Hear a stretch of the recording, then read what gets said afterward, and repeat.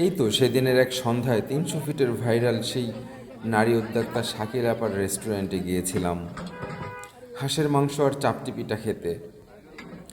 আশপাশে অসংখ্য দোকান থাকা সত্ত্বেও শাকিল আপার পিঠাঘরে ছিল উপচে পড়া মানুষের ঢল, যা সত্যি রীতিমতো কাকতালীয় বিষয়। শাকিল আপা সহ তার সহযোগীগণ রীতিমতো হিমশিম খাচ্ছে সামাল দিতে। শাকিল আপা নিজ হাতে খাবার বন্টন করে থাকেন আর তার সহযোগীগণ পরিবেশন করে থাকে। শাকিল আপার ব্যস্ততার মাঝেই কথা বলছিলাম আর বিস্তারিত জানার চেষ্টা করছিলাম।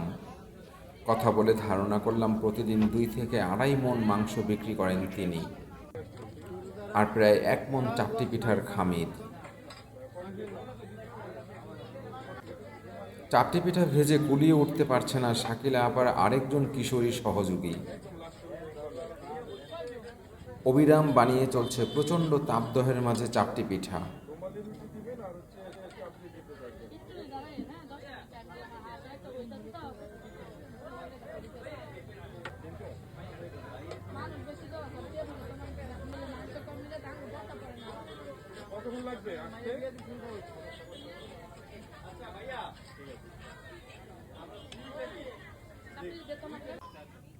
শাকিল আপা হিসেব অনুযায়ী মাংস তুলেই যাচ্ছেন অবিরাম,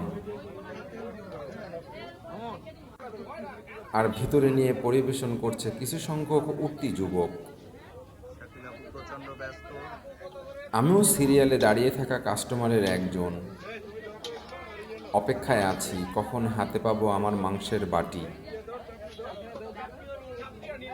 আমার পরে আসা ব্যক্তিকে ভুল করে আগে মাংস দিয়ে দিলেন শাকিলা আপা। It's okay, no problem. অবশেষে টেবিলে এসে পৌঁছেছে আমাদের কাঙ্ক্ষিত হাঁসের মাংসের বাটি আর চাপটি পিঠা। সত্যি বেশ সুস্বাদু ও মজাদার খাবার শাকিলা আপার হাঁসের মাংস ও চাপটি পিঠা। তার ব্যস্ততার মাঝেই জানতে চাইছিলাম আগ্রহের কথাগুলো। শাকিলা আপার শত ব্যস্ততার মাঝেও শিশুর প্রতি যে তার মায়া ভালোবাসা, তার প্রমাণ দেখাতে তিনি ভুল করেননি। কোলে তুলে নিলেন অবুঝ শিশু বাচ্চাটিকে। মৌখিক অঙ্কেও বেশ পাকা শাকিলা আপা।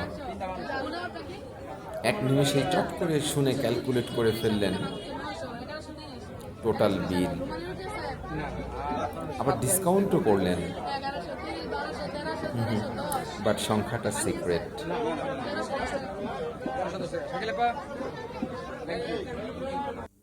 Thanks for watching.